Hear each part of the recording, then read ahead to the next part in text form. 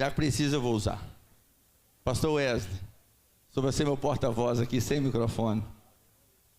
Meus irmãos, bendito seja o nome do Senhor. Paz do Senhor Jesus Cristo seja sobre nossa vida. Tome seu lugar, se assenta aí.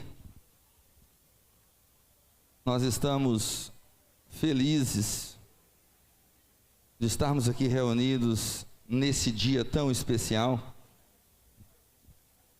Hoje nós estamos aqui, né, na realização desse trabalho, desta obra, mas esse trabalho para nós já começou há muitos dias atrás, né, desde quando nós paramos para buscar ao nosso Deus, desde quando nós buscamos o Senhor por aquilo que nós vamos fazer, pelas mensagens, pela vida dos ministrantes. Então nós ficamos felizes de chegarmos aqui e termos esse privilégio do nosso Deus, Ele sempre cooperar conosco, Ele sempre está conosco.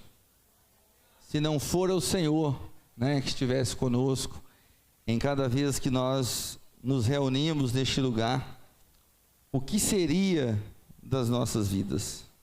Onde nós estaríamos?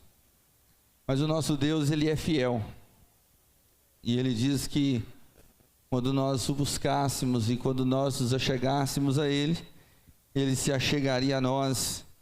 E nós temos aprendido no decorrer de todos esses anos a viver na dependência do Senhor, na dependência do Espírito Santo. E nessa dependência nós chegamos até aqui. Antes de entrar aqui na ministração, Deus abençoe, eu quero dizer para os irmãos que haverá um retiro dos jovens no mês de março. É março mesmo? As inscrições vai só até 10 de março. Vou melhorar o plano aqui, porque o dia certo também eu não estou lembrando não. Mas as inscrições do Retiro dos Jovens, elas vão se encerrar dia 10 de março.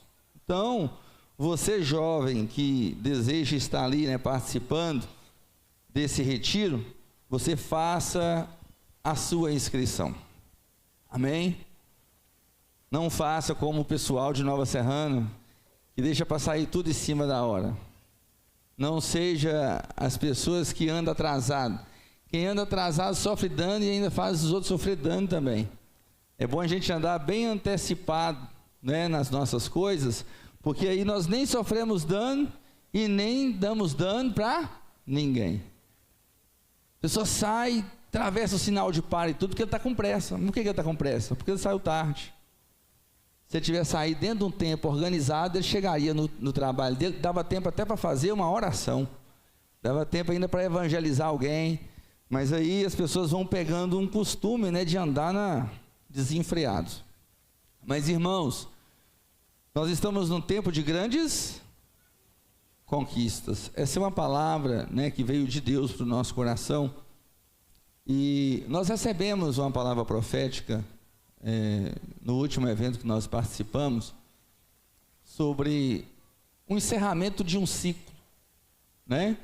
E o início de um novo ciclo. Eu não sei cadê o apóstolo Geraldo, era até bom se ele estivesse aqui, mas depois ele ouve na gravação. Mas nós precisamos agradecer a Deus por esse ciclo que nós estamos encerrando. Ainda que Deus está nos dando uma oportunidade de um ciclo novo, mas como nós temos que ser gratos a Deus pelo ciclo que nós vivemos. Porque alguns anos atrás, né, tinha somente uma congregação em Nova Serrana. Somente a sede, né, e alguns obreiros. Estava aqui o pastor José Maria, que eu não estou vendo os cabelos louros dele daqui.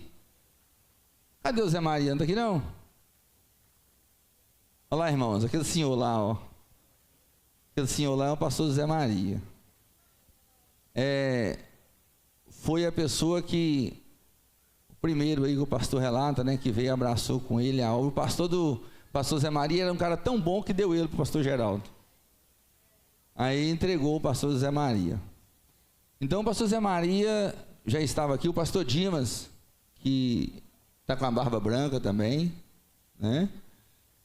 E depois nós fomos chegando, e esse trabalho, então, dentro desse ciclo, todas as igrejas que existem, elas existem dentro de um trabalho que foi feito dentro desse ciclo. Um trabalho de muita entrega, de muita renúncia. Então, quando vemos congregações em Nova Serrana estabelecidas, consolidadas, quando nós vemos igrejas no campo, as cidades onde foram plantadas, cada uma teve o seu primeiro culto. A primeira vez que aquelas portas se abriram para que a palavra de Deus fosse ministrada ali por meio desse ministério.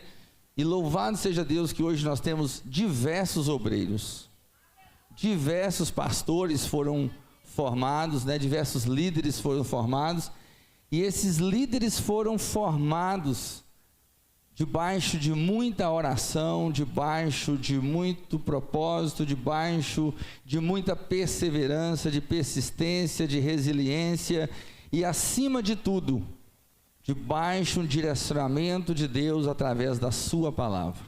Por todos esses anos, se tem algo que nós não negociamos, foram os princípios do Senhor na sua palavra estabelecida para a nossa vida.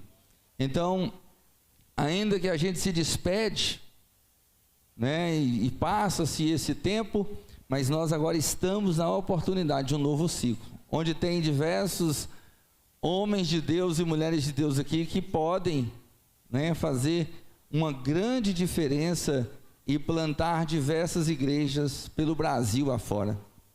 Temos muitos estados que vão depender de homens e mulheres que terão esse compromisso com a palavra de Deus. Quando eu olho aqui para o Valdir, me introduzindo aqui, eu fico muito feliz, porque muito jovenzinho, crescer não cresceu não, Valdir? Só na graça e no conhecimento, mas sempre franzininho ali, um jovem, e o pastor Davi começa a fazer um trabalho aquele ali em Sete Lagoas, e está aí hoje o Valdir, um servo do Senhor, casado. Naquele tempo a gente não via esperança, mas hoje tudo realizado e concretizado, casado, filhos, um servo do Senhor, um jovem muito aplicado, porque ele é novo ainda, mas a gente lembrar de tudo isso, a gente dá glórias a Deus, do investimento que é feito, do tempo que é dedicado, isso é para a glória do nosso Senhor. E eu gostaria de falar um pouco com vocês sobre isso. Irmãos, nós precisamos voltar à essência do Evangelho. Nós, a igreja do Senhor, não que nós não temos entendimento disso, mas nós precisamos levar as pessoas a voltar à essência do que é o Evangelho. O Evangelho, nós vemos aí todo o glamour hoje no Evangelho, e pessoas que dizem ser de Deus, e pessoas que hoje se dizem referência, influenciadores, pessoas diversas. Mas se nós olharmos a essência do Evangelho, isso não tem nada a ver com o Evangelho. As pessoas, eles querem viver o mesmo glamour, só que vivendo uma outra realidade, como se o Evangelho permitisse isso.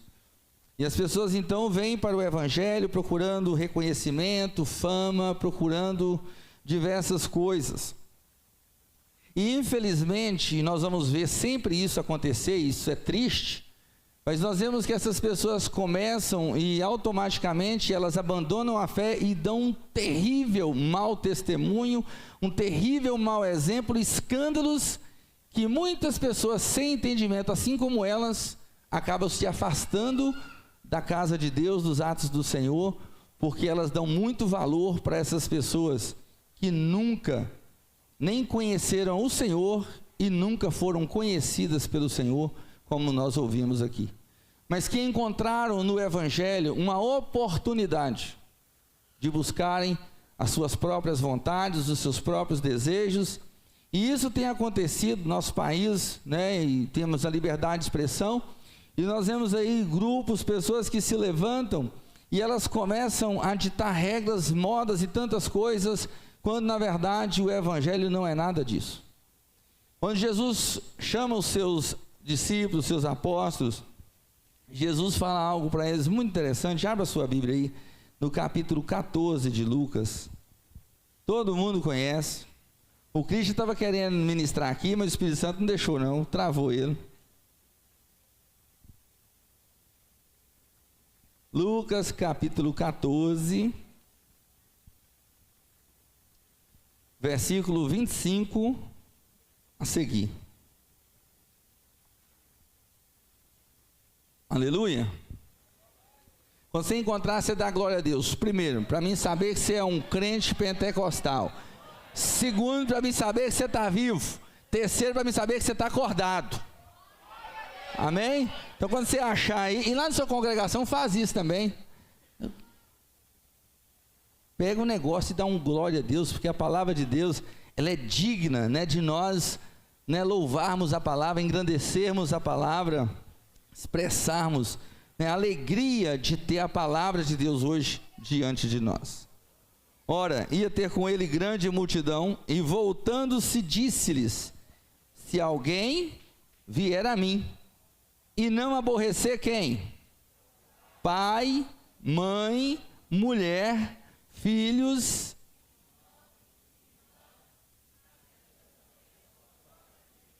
não pode ser meu? Misericórdia. Aborrecer esse tanto de gente? Até que não é difícil aborrecer as pessoas. O difícil é aborrecer as pessoas por causa de Jesus. Porque tem muita gente que é aborrecida sem ter nada a ver com Jesus.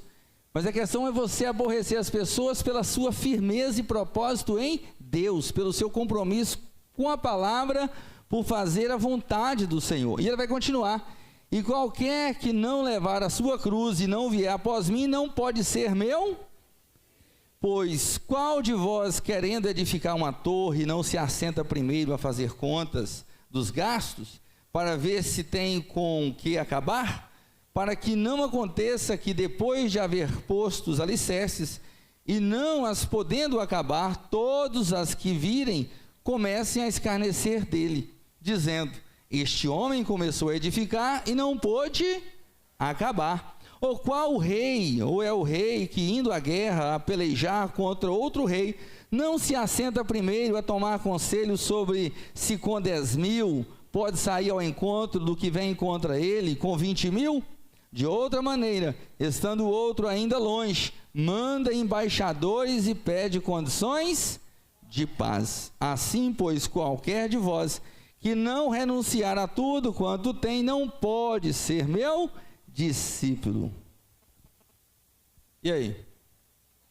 A gente continua ministrando, nós vamos para o apelo daqui mesmo. Porque Jesus, ele é muito bem claro, e se você prestar atenção, está muito distante da realidade que nós ouvimos no tempo de hoje. Jesus disse que se alguém quiser vir ou ir até ele, e não aborrecer seu pai, sua mãe, sua mulher, seus filhos,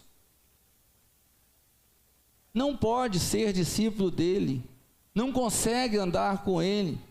E ainda mais, se esse homem não aborrecer a sua própria vida, não pode ser meu discípulo.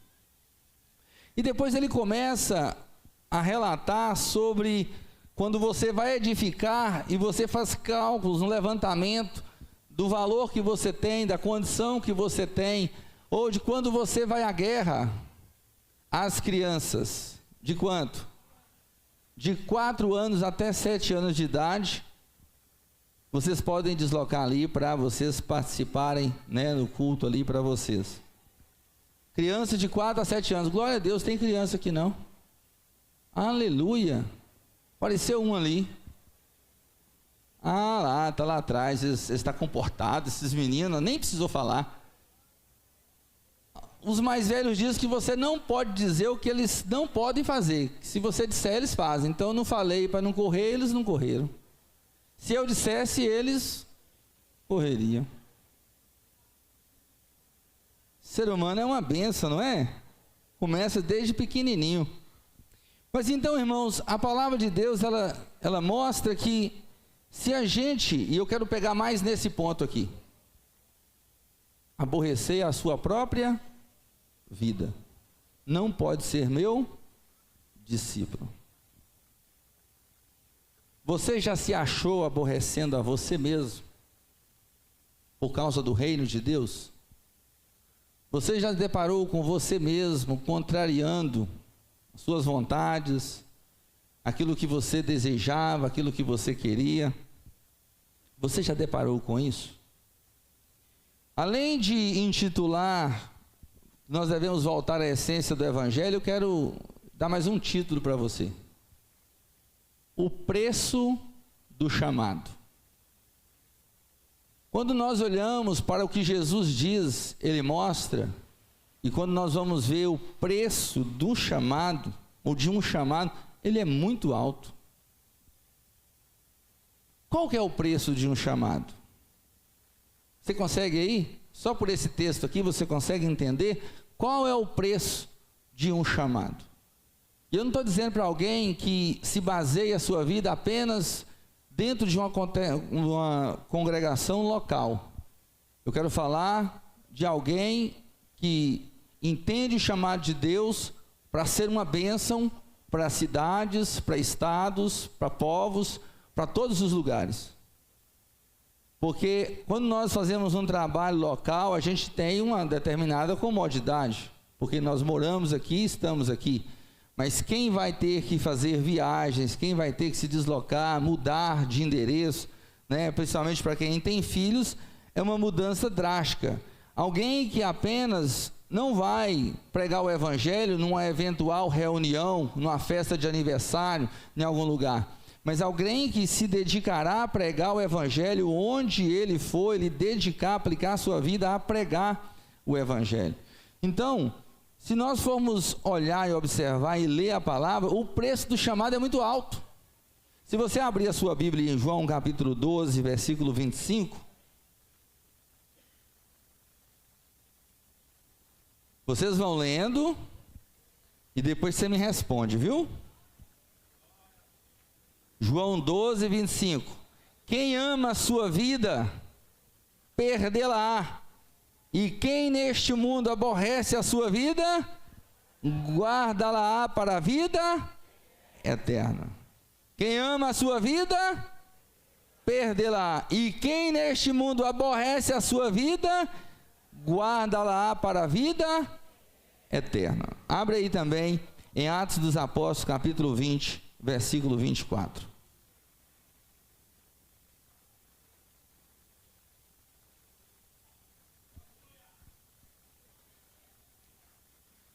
Glória a Deus. Mas em nada tenho a minha vida.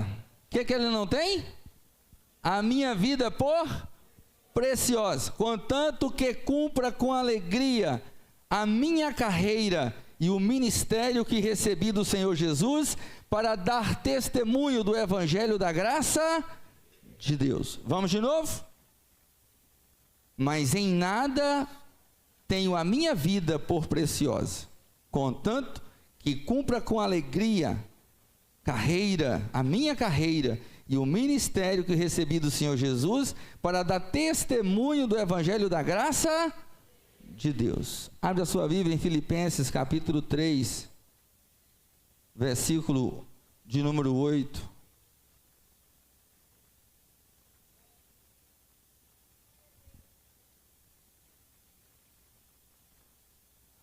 Tem poucos achando, ou muitos dormindo, ou alguns que não estão vivos. Aí, tá vendo? E quando você vê alguém que estiver naquele pequeno cochilo, fechando os olhos, virando a cabeça, você dá um glória a Deus mais alto que você possa dar, bem próximo, não muito próximo, né? Não precisa chegar junto, mas dá aquele brado de vitória, aquele aleluia, aquele glória a Deus, para perturbar ele, para ele acordar. Amém? Para ele ficar ligado, ajuda ele a ficar aceso aí. 3 de Filipenses, versículo 8. Na verdade tenho por perda o quê? Todas as coisas, pela excelência do conhecimento de quem? De Cristo Jesus, meu Senhor, pelo qual sofri a perda de todas as coisas, e as considero como esterco, para que possa ganhar a Cristo e ser achado nele, não tendo a minha justiça que vem da lei, mas a que vem pela fé em Cristo, a saber, a justiça que vem de Deus pela fé. Aleluia. Então nós vemos que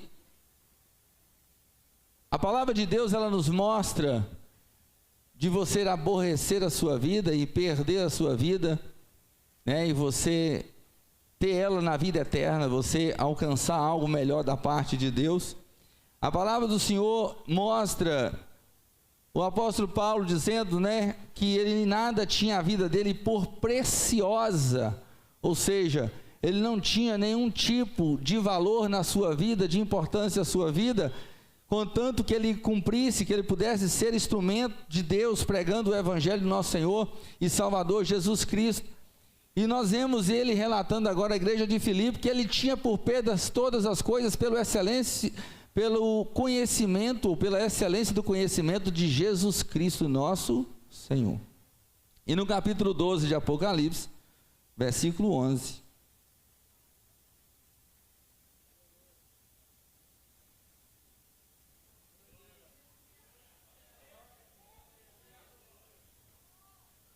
aleluia, diz assim o texto sagrado: e eles o venceram, pelo quê? E pela palavra do seu, e não amaram a sua vida até a... Então eles o venceram pelo sangue do Cordeiro, e pela palavra do seu testemunho, e não amaram a sua vida até a morte.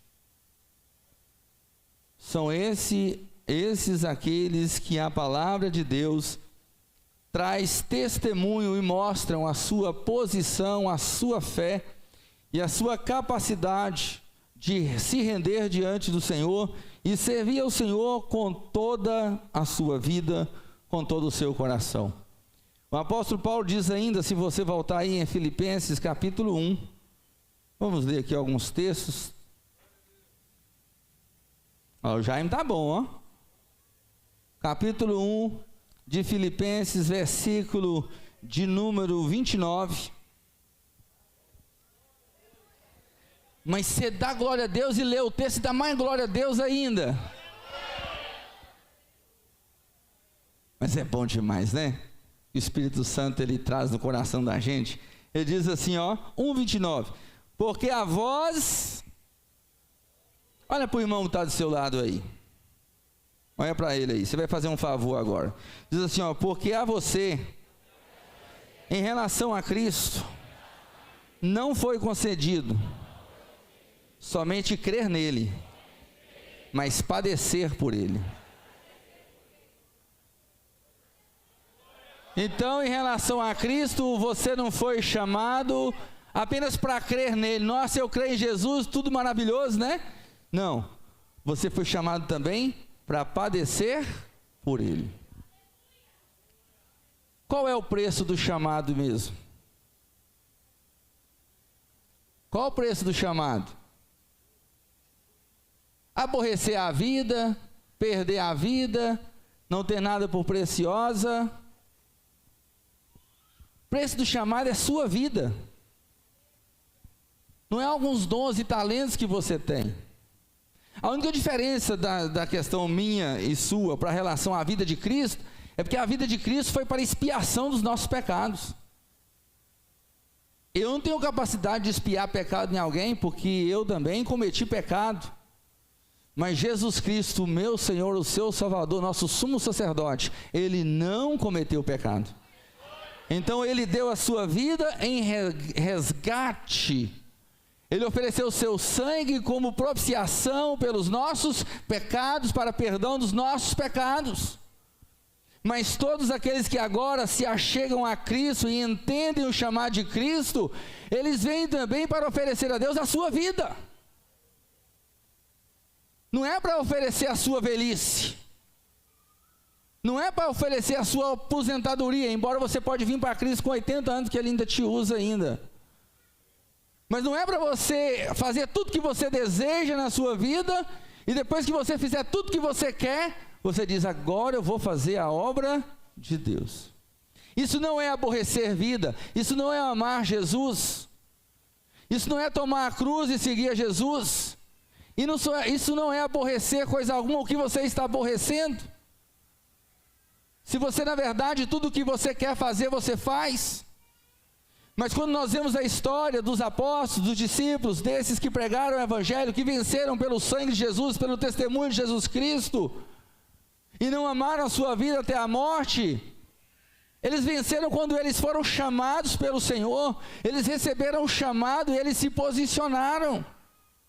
E eles começaram, como foi ministrado aqui nessa manhã, o pastor Rodrigo falando da vida do Paulo, de como agora ele começa a pregar o Evangelho por todos os lugares, sendo o primeiro, estando ali junto, instruído, orientado, conhecendo a igreja, porque para ele era muito complicado, porque a fama que saía dele era de perseguidor, de aquele que maltratava, daquele que matava, daquele que oprimia, daquele que tinha poder para fazer mal à igreja.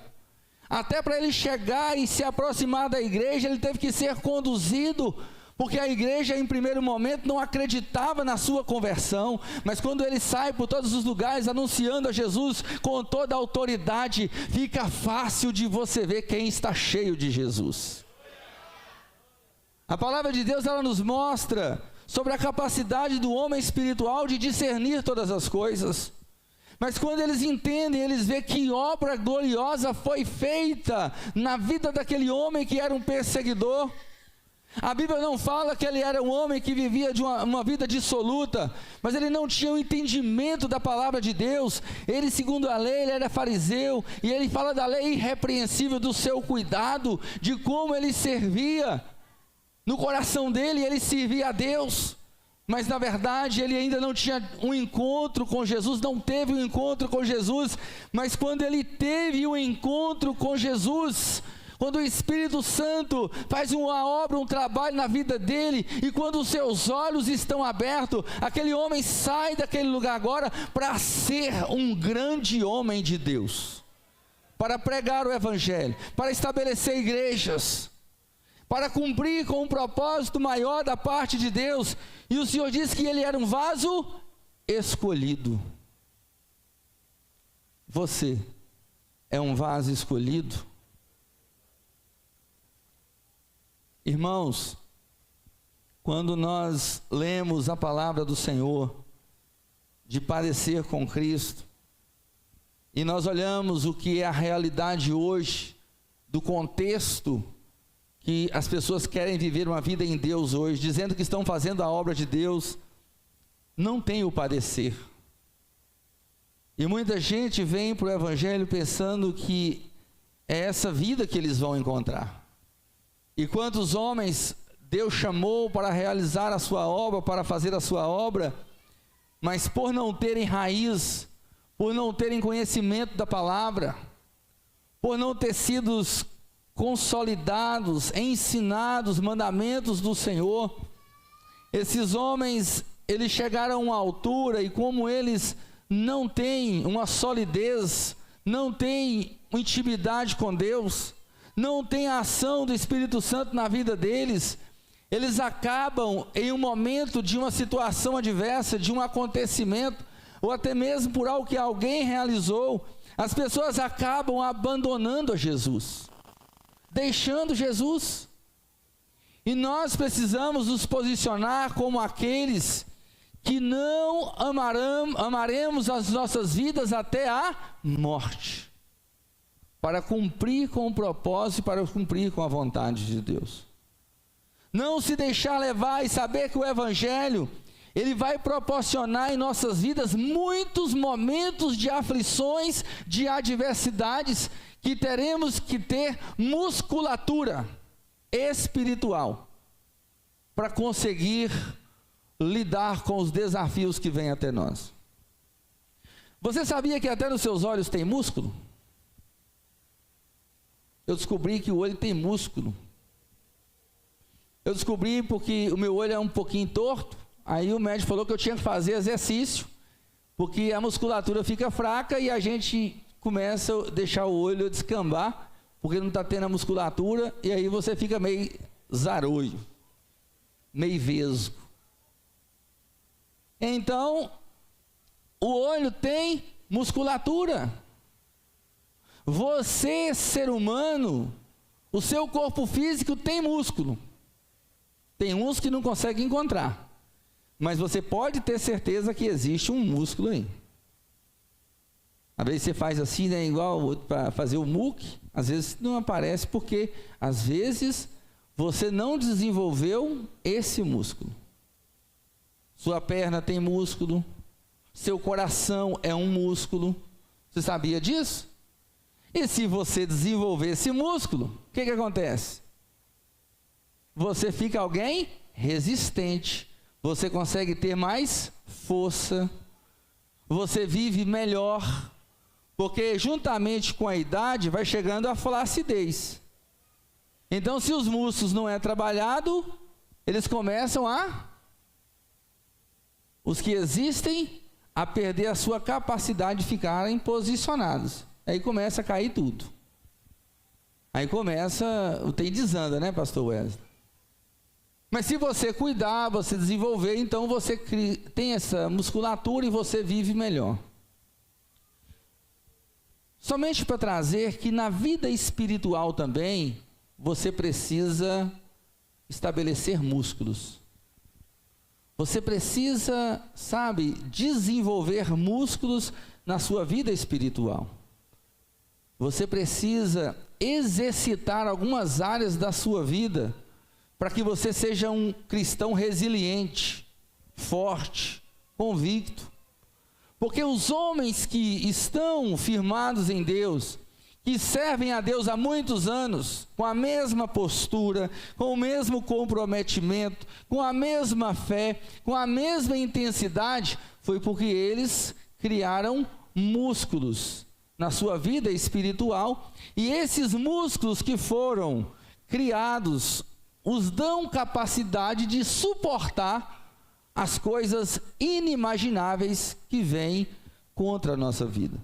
Jesus disse que no mundo nós teríamos aflições. Então você tem que exercitar os músculos da sua fé. Você precisa exercitar os músculos da sua paciência. Você precisa exercitar os músculos do conhecimento. Você precisa exercitar os músculos da sua compaixão, do seu amor, da sua vida de comunhão, intimidade com a palavra. Agora, existem algumas partes da nossa vida que nós precisamos fazer morrer.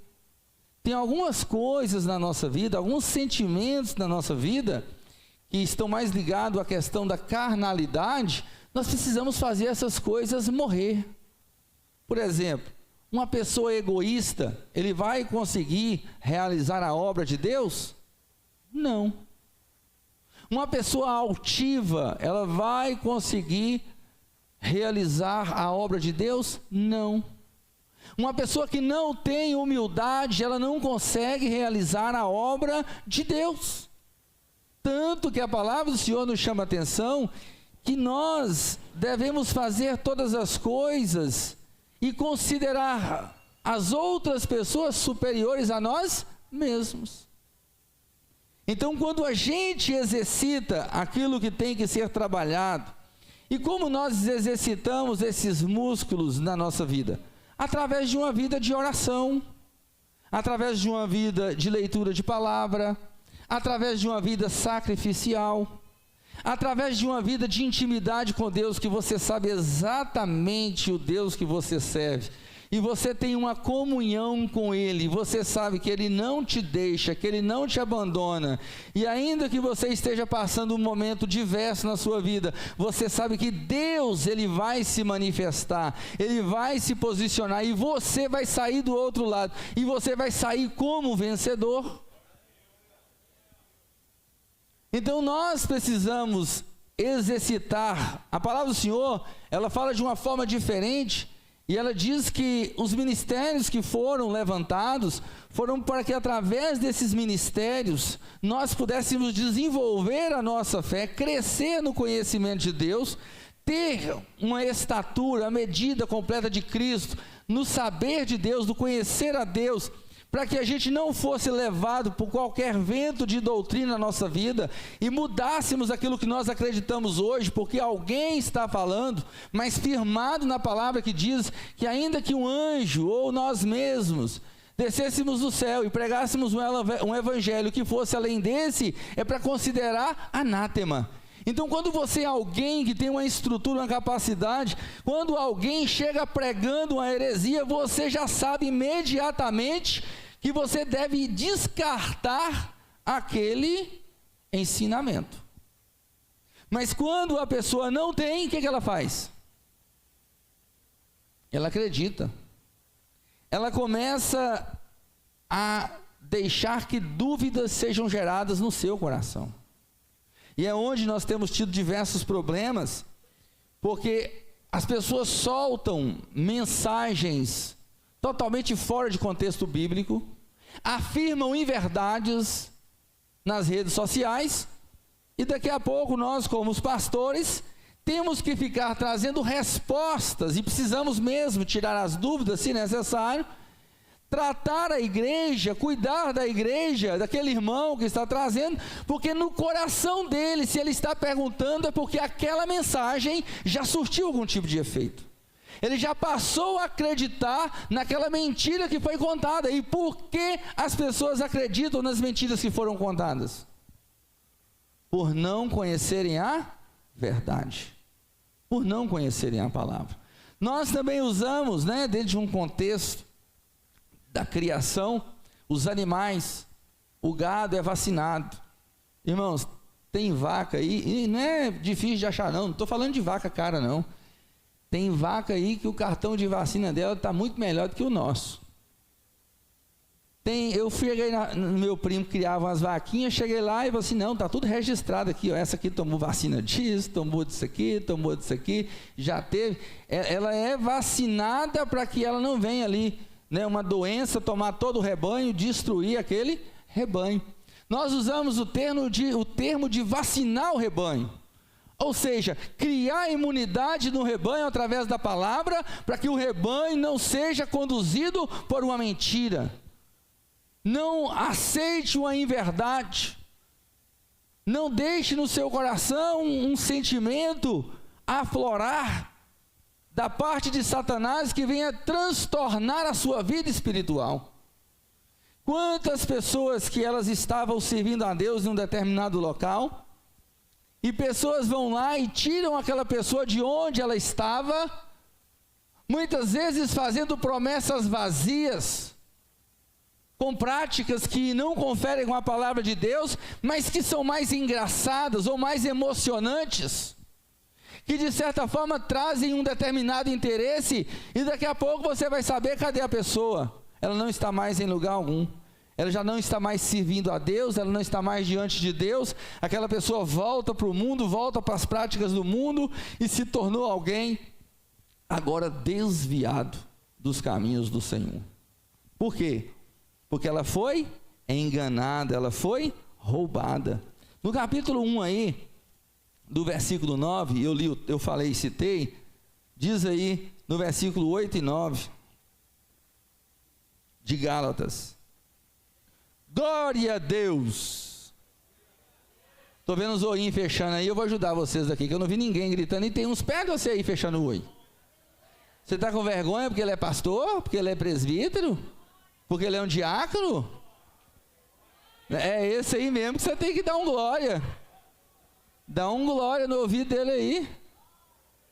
Diz aí 1:8 de Gálatas: mas ainda que nós mesmos ou o anjo do céu vos anuncie outro evangelho, além do que já vos temos anunciado, seja anátema, maldito, amaldiçoado. Assim como já vos dissemos, agora de novo, também vos digo.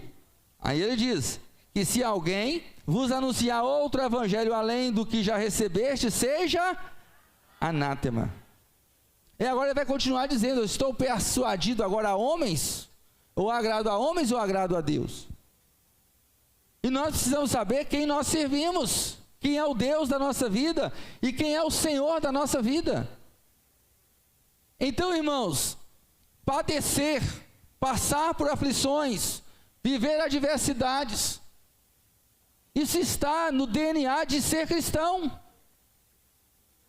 Quando as pessoas dizem que vêm para o Evangelho, e elas fazem uma promessa de uma vida, sabe, existe uma vida de paz em Deus, de paz em Deus. Existe uma família estruturada em Deus, uma promessa de Deus sobre a família. Existe uma alegria de Deus no nosso coração, que é a alegria da salvação, que nada tira, a alegria do Senhor, a presença do Senhor na nossa vida. Mas por sermos quem nós somos, nós vamos ser perseguidos, nós vamos ser injuriados, nós vamos ser ameaçados, nós vamos ser rejeitados em muitos lugares, nós vamos ser afrontados em muitos lugares. Não seremos benquistos no meio da sociedade que se dizem a nata ou da alta. Não seremos benquistos porque essa sociedade não tem disposição para ouvir verdade.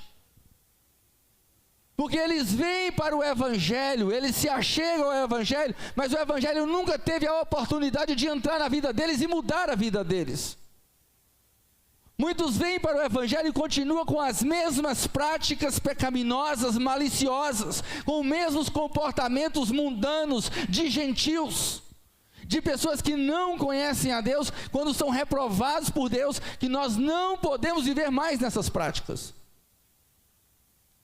Eu achei interessante, há algum tempo atrás, eu acho que o ano passado, a irmã Márcia Brandão estava ministrando na escola, e eu quero fazer esse comentário aqui para chamar a atenção de alguns irmãos. A irmã Márcia dizendo que Márcia, que ela foi, parece que meu Deus, numa cidade aí na Praiana. Onde é que foi, Márcia? Cadê ela? Está aqui? Está viva aí? Cadê a Márcia? Perdeu o ponto. Ela disse que foi num determinado local e chegou num ambiente para poder, o pessoal chamou para ir no culto, ela chega lá e ela vai participar do culto. E naquele culto havia diversos tipos de pessoas naquele culto.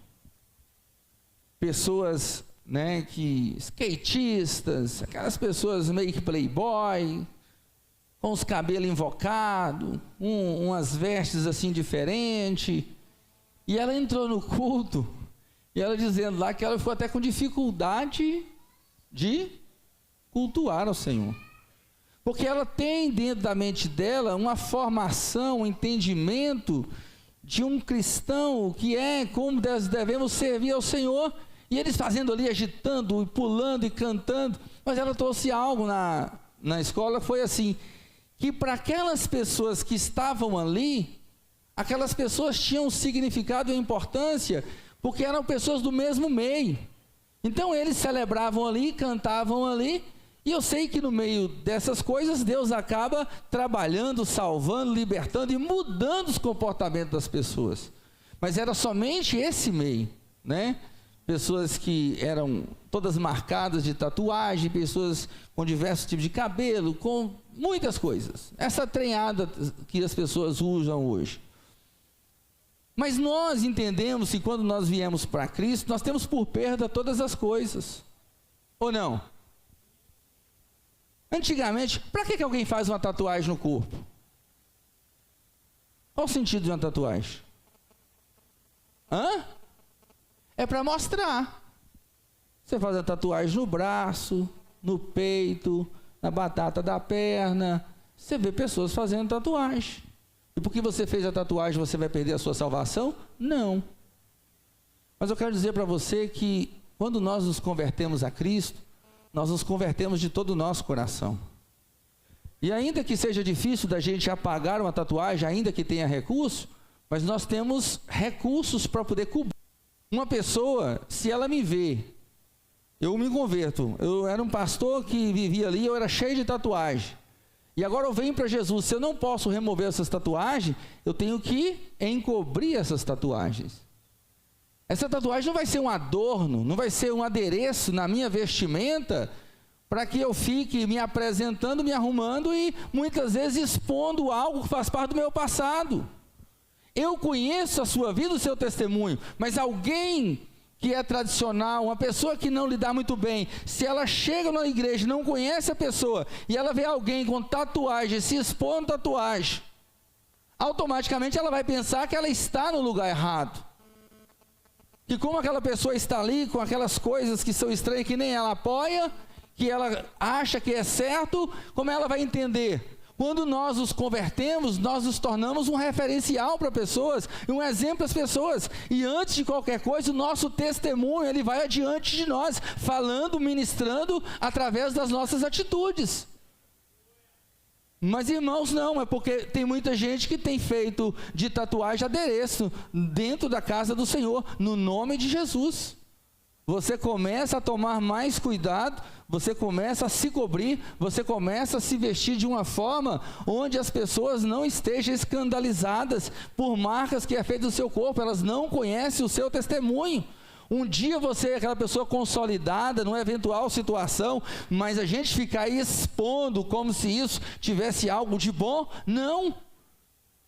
Quando nós nos convertemos de verdade, nós começamos e queremos apagar, são muitas coisas da nossa vida, mas não conseguimos remover muitas coisas. Mas naquilo que é possível, nós precisamos nos tornar referenciais para as pessoas. Nós precisamos, qualquer pessoa que entrar dentro da casa de Deus, ela não pode pensar mal acerca de mim por algo que ela vê em mim. Não, ela precisa de ver um homem e uma mulher de Deus. Ver Cristo em mim. A minha posição firme na palavra, falando da palavra. Um dia ela vai saber que infelizmente eu tive um passado, mas que Jesus Cristo perdoou os meus pecados. Mas se você anda pela rua e as pessoas dão de cara e vê, automaticamente está na nossa mente, está codificado dentro de nós uma informação ruim. Dentro da nossa cultura. Então o que você tem que fazer? Tomar cuidado, porque o apóstolo Paulo diz que teve por perda todas as coisas. Ele era um membro do Sinédrio, ele era alguém importante ou não? Sim, um homem bem respeitado, e ele agora abre mão de tudo isso para viver agora perseguições, para viver fugindo por causa do nome do Senhor Jesus. Todos os seus dogmas, toda a sua posição, tudo aquilo diz que ele reputou por perda pela excelência de Jesus Cristo. Mas agora a Bíblia diz que o Senhor nos chamou, e o preço do nosso chamado é a nossa vida, é oferecer a nossa vida a Cristo. Mas nós estamos indo para Cristo e com dificuldade de abrir mão de coisas que não têm significado algum, mas que de alguma forma ainda no meu coração está registrado. Eu ainda tenho apreço por essas coisas que não são boas diante de Deus. Jesus disse que se teu olho te faz pecar, você deve arrancar o seu olho. Se a tua mão te faz pecar, você arranca a sua mão. Jesus não disse para você tentar negociar. Jesus falou que se algo te faz pecar, você deve tomar uma posição quanto àquilo. Como já foi ministrado de manhã, às vezes temos pecados de estimação. Mas hoje nós vemos as pessoas vindo para Cristo e entendendo tudo errado, não entendendo a vida sacrificial que está em Jesus Cristo. A essência do Evangelho, viver para Deus, é algo glorioso e maravilhoso. E os apóstolos tiveram essa experiência. E o negócio é tão complicado que quando nós decidimos e temos da parte de Deus a incumbência de transmitir verdades, aí a gente começa a aborrecer mesmo as pessoas. Aborrece, viu, pastor Geraldo? Quando a gente fala umas verdades, as pessoas ficam aborrecidas. Mas se você é de Jesus, sabe o que você faz? Você muda de vida. Você muda o seu comportamento. Você muda as atitudes do seu coração. E se você quer cumprir com o chamado, mas se você na verdade não importa com isso, você nunca vai ter disposição para sacrificar. Existe uma passagem lá em Jeremias, e eu vou ler, está fora aqui, mas vai entrar dentro agora. Capítulo 14 de Jeremias.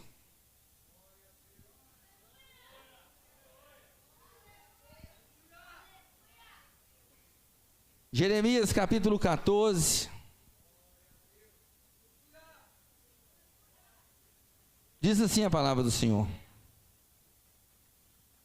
14 Jeremias, versículo 8. Ó esperança de Israel, Redentor seu no tempo da angústia, por que serias como estrangeiro na terra e como viandante que se retira para passar a noite? Por que serias como homem cansado, como valoroso que não pode livrar? Mas tu estás no meio de nós, ó Senhor, e nós somos chamados pelo teu nome, não nos desampares. Assim diz o Senhor acerca deste povo, pois que tanto amaram o afastar-se e não detiveram os pés, por isso o Senhor não se agrada deles, mas agora se lembrará da maldade deles e visitará os seus pecados. Deus é o nosso Deus e nós temos palavras lisonjas para Deus. Por que é que nós estamos vivendo essa situação? E o profeta querendo interceder, e Deus mostrando a atitude desse povo de se desviar. Eles amaram, foi o se afastar de Deus, estar longe dos mandamentos do Senhor, e agora eles queriam que Deus agisse e fizesse algo em favor da vida dele. Aí ele vai dizer no 12, quando jejuarem, não ouvirei o seu clamor, e quando oferecem holocaustos e ofertas de manjares, não me agradarei deles, antes os consumirei pela espada e pela fome e pela peste. Versículo 16, e o povo a quem eles profetizam será lançado nas ruas de Jerusalém por causa da fome e da espada, e não haverá quem enterre as suas mulheres, e os seus filhos e as suas filhas, assim derramarei sobre eles a sua maldade. Portanto lhes dirás estas palavras, os meus olhos derramem lágrimas de noite e de dia, e não cessem, porque a virgem, filho do meu povo, está ferida de grande ferida, e chaga muito dolorosa. Pula para o versículo 15. Disse-me o Senhor, porém o Senhor, ainda que quem? Capítulo 15 de Jeremias. Disse-me, porém, o Senhor, ainda que Moisés e Samuel se pusessem diante de mim, não seria a minha alma com este povo, lança-os diante de minha face e assim saiam. Diz o versículo 10 do capítulo 15, ai de mim, minha mãe, porque me deste a luz, homem de rixa e homem de contenda para toda a terra, nunca lhes emprestei com usura, nem eles me emprestaram a mim com usura, e toda a vida cada um deles me amaldiçoa. Disse o Senhor, de certo que te fortalecerei para bem, e no tempo da calamidade e no tempo da angústia farei que o teu inimigo te dirija súplicas. Pode alguém quebrar o ferro do norte, ou o aço? A tua fazenda e os teus tesouros entregarei sem preço ao saque, e isso por todos os pecados, mesmo em todos os seus limites. Deus estava indignado, e Jeremias tentando interceder, chamar a atenção, falar com aquele povo, mas Deus diz para ele que ainda que Moisés e Samuel se posicionassem, ele não mudaria o que ele tinha que fazer com aquele povo. Por quê? Porque aquele povo dizia que amava a Deus, que queria Deus, mas eles eram contra os mandamentos e os princípios de Deus. Então Deus agora começa a trazer um tratamento sobre a vida deles, e o Jeremias começa a se sentir um homem indignado, mas Deus disse que o fortaleceria, e que seria com ele no tempo da angústia, que Deus ia fortalecer ele. Então nós, quando pregamos o Evangelho, eu estou pegando aqui uma passagem do Antigo Testamento, para você entender que antes eles já viviam isso. Por eles se posicionarem no propósito, no chamado de Deus, eles eram tidos como pessoas ruins, eles eram amaldiçoados. Os profetas sofreram muitas perseguições, foram mortos, porque eles pregavam as verdades de Deus. E agora nós estamos anunciando a Jesus Cristo, nós estamos pregando o Cristo ressurreto, e agora muitos querem que nós nos formatamos, que entramos nessa forma do mundo e compactuamos com as suas obras. Fiquei sabendo há pouco tempo que 240 deputados formam a bancada evangélica na Câmara do Brasil. Mas também já fiquei sabendo que 120 desses que são evangélicos já se curvaram ao sistema e hoje estão andando juntamente com um governo corrupto.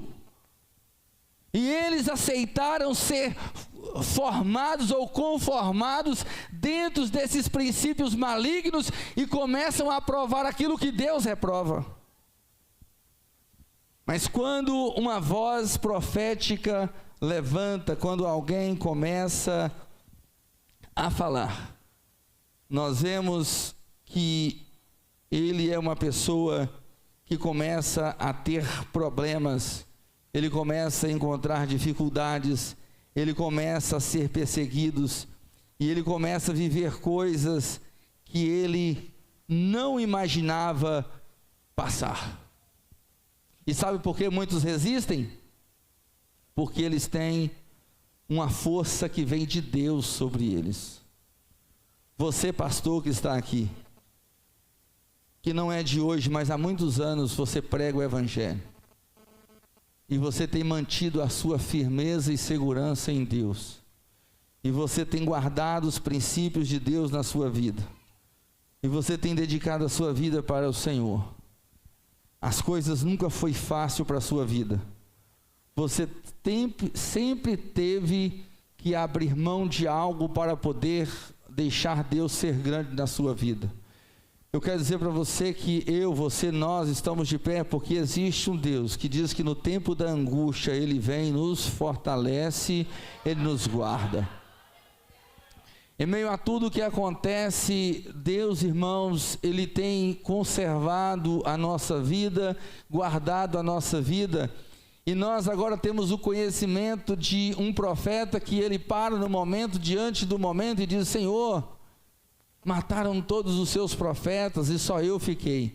E o Senhor diz para ele: olha, tem mais 7.000 homens, 7.000 joelhos que não se prostraram diante de Baal.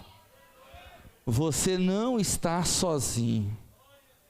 Outrora a gente muitas vezes pensa que estamos sozinhos, mas nós já temos testemunho de que existem muitos homens que estão fazendo a obra de Deus com responsabilidade, com amor e com dedicação.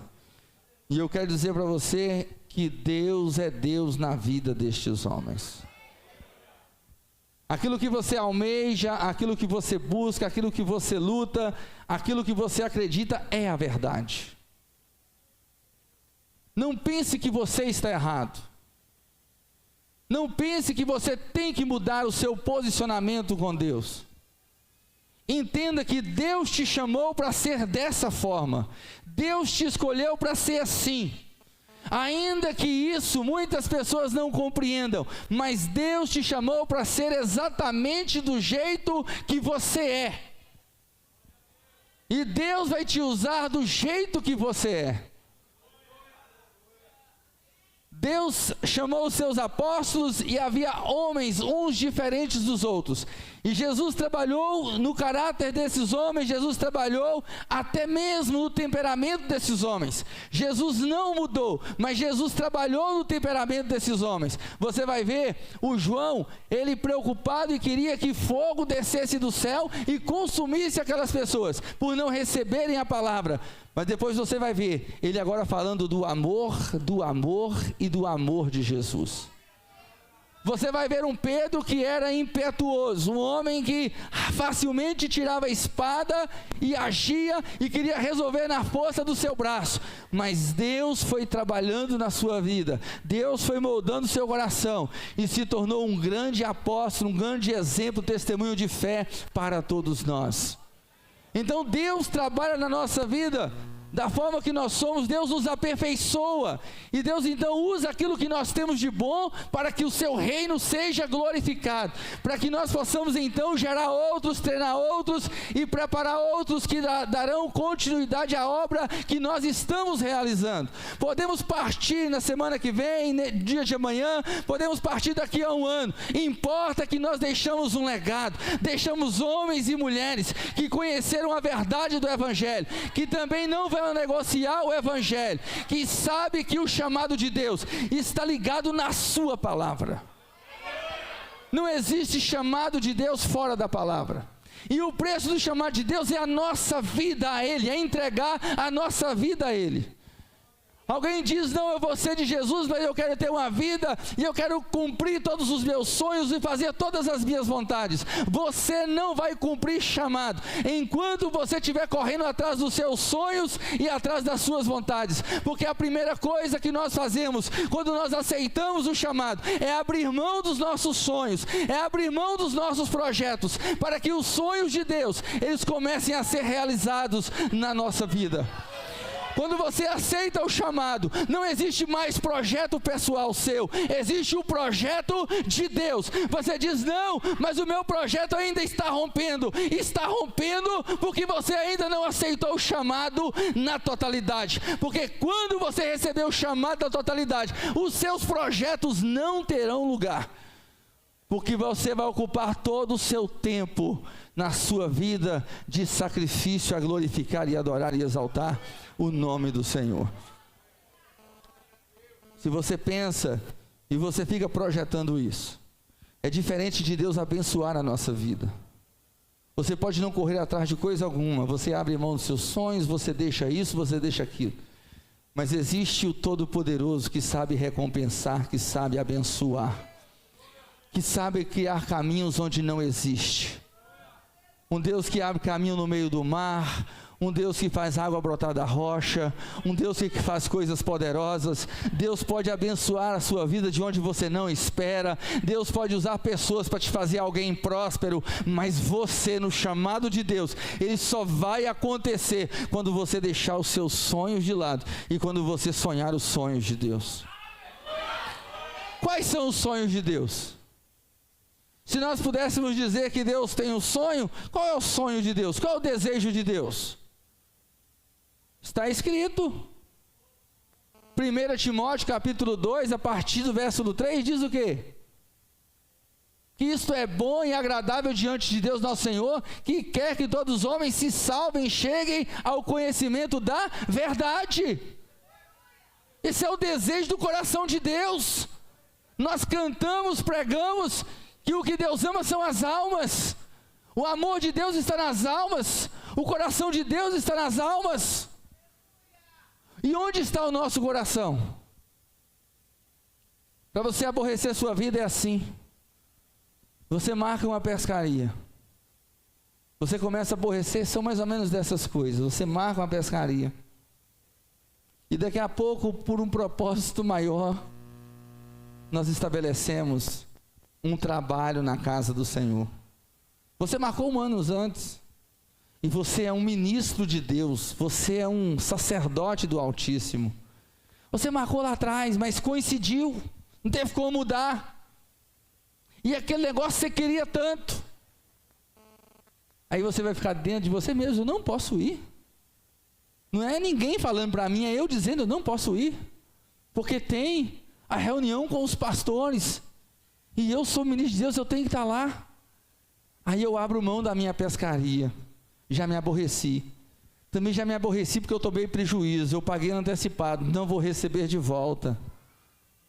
É quando você tem uma festividade, um momento em família, que é muito importante, irmãos, não estou dizendo para você deixar de fazer isso, mas muitas vezes uma data vai coincidir com um evento que você não pode faltar.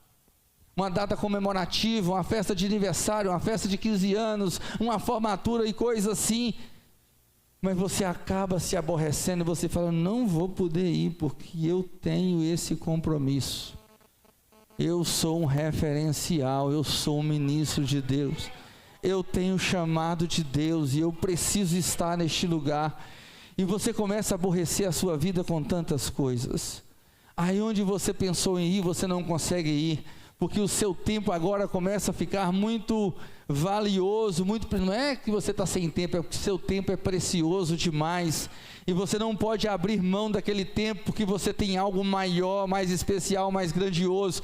Então você começa a aborrecer a sua vida, e cada vez que você pensa em fazer algo, daqui a pouco vem Deus te chamando de um lado, o Espírito Santo começa a falar com você, e mais uma vez você vai ter que abrir mão. E eu quero dizer para você que isso não vai acontecer nem uma, nem duas, nem três, nem quatro, mas isso vai acontecer 10, 15, 20 20, 50 vezes, você vai ter que aborrecer você mesmo, para você ser um referencial, para você criar expectativa dentro do coração de um novo convertido, para você levar a sua liderança a entender que o reino de Deus verdadeiramente é prioridade na sua vida. E muitas vezes você toma prejuízos financeiros, você deixa de fazer trabalhos, abre mão de trabalhos, porque você quer estar num determinado lugar, você está aborrecendo a sua própria vida. Esse é o preço do chamado, a sua vida. Deus não quer mais nem menos do que a sua vida. Deus quer você. Se você está pronto, se você pode tomar essa decisão, se você pode se entregar a isso, é o que Jesus falou. Veja, vai começar a construir? Olha primeiro o que você está construindo, se você vai ter condição de começar e terminar.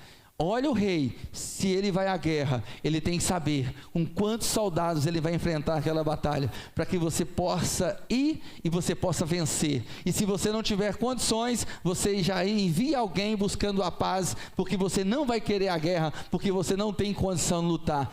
Esse peso, essa avaliação, quem tem que fazer é você. Quem tem que fazer essa avaliação, se você está disposto, se você consegue ou não, é você. Isso aí não é o pastor Rochiele, não é o pastor Davi, não é o pastor Kleber, não é o pastor Geraldo, não é o pastor Wesley. Essa avaliação cabe a você, mas no momento que você aceitar o chamado, você precisa saber a verdade, que tempos trabalhosos virão, mas Deus estará conosco, operando poderosamente através da nossa vida. No capítulo 6 de João, Jesus dá um duro discurso e fala verdades, coisas que as pessoas não têm costume de ouvir ou não desejam ouvir, e chega no tempo, muitos dos seus discípulos vão embora. Aí Jesus chama os 12 discípulos e falou com eles assim: olha, vocês eu escolhi, vocês não podem voltar atrás como esses estão voltando. Olha, eu preciso de vocês para vocês fazerem aquilo que eu levantei vocês. Foi assim? Mas hoje está sendo assim, né? Hoje tem que ficar lembrando que você tem um chamado, tem que ficar lembrando que Deus quer usar a sua vida, porque na verdade sempre você está querendo abrir mão. Jesus disse para eles assim: olha, vocês também não querem ir? Vocês também? Vocês vão ficar por aqui mesmo? Vocês têm certeza? O que o Pedro disse? Para quem iremos nós? Só tu tens as palavras de vida eterna. Então quem tem chamado de Jesus, para quem nós vamos? Só Jesus tem palavras de vida eterna. Abra sua Bíblia em 2 Timóteo capítulo 3, versículo 12 ao versículo 14. Precisamos saber da realidade, das lutas que nós enfrentaremos no nosso dia a dia. 3 de 2 Timóteo 12 ao 14 diz assim: e também todos os que piamente querem viver em Cristo, o que vai acontecer? Se tiver ali no painel, você pode ler lá para adiantar. Também todos que querem viver piamente em Cristo padecerão, mas os homens maus e enganadores irão de mal a pior, enganando e sendo enganados. Mas você permanece naquilo que aprendeste e que foste inteirado, sabendo de que tens o aprendido. E ele estava mostrando para ele que ele tinha aprendido a verdade. Mas também todos os que piamente querem viver em Cristo padecerão perseguições. Confere com o evangelho que está pregado hoje. Os que querem viver piamente em Cristo padecerão o que é? Fala para o irmão que está do seu lado aí, ó, para viver piamente em Cristo Jesus, você vai viver perseguições. Jesus mais uma vez diz no capítulo 5 de Mateus, versículo 11 e 12, diz assim: bem-aventurados sois vós quando vos injuriarem, perseguirem, mentindo, disserem todo mal contra vós. Por quê? Por minha causa. Exultai e alegrai-vos, porque é grande o vosso galardão nos céus, porque assim perseguiram quem? Os profetas que foram antes de vós. Injuriar, perseguir, caluniar. Ele diz, dizendo todo mal contra vós. Quem quer viver o Evangelho, vive e passa por essas coisas. Se você pegar a sua Bíblia e abrir no capítulo 19 de Mateus, versículo 29,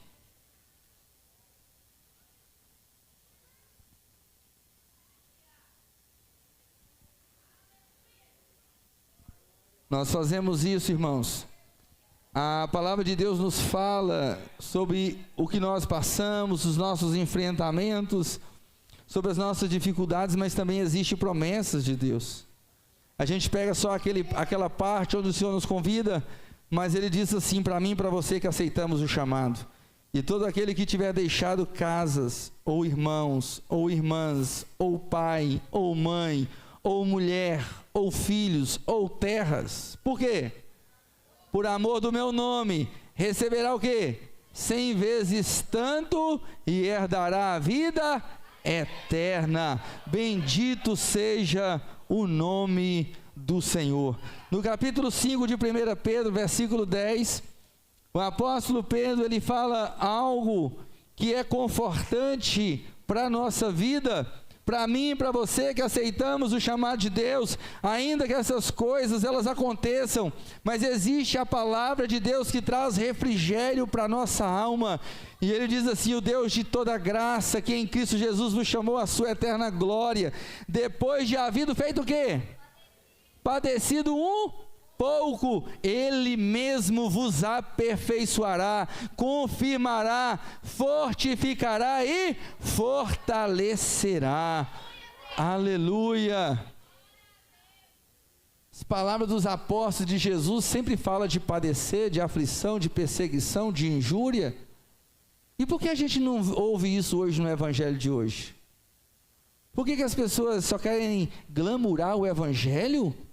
Querer ficar fazendo glamour com o Evangelho do nosso Senhor e Salvador Jesus? Não, o Evangelho fala de renúncia, fala de cruz. Se você abrir a sua Bíblia aí em Tiago, capítulo 1, versículo 1 ao versículo 3, ou versículo 4, nós podemos ler, diz assim: Tiago, servo de Deus e do Senhor Jesus Cristo, as 12 tribos que andam dispersas, saúde, meus irmãos, tende grande gozo quando caídes em várias tentações ou provações, sabendo que a prova da vossa fé, o que ela produz? Paciência.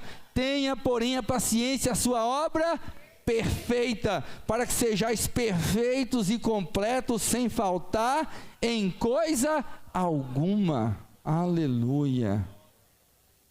Passar pelas provações, passar pelas tentações, passar pelas adversidades.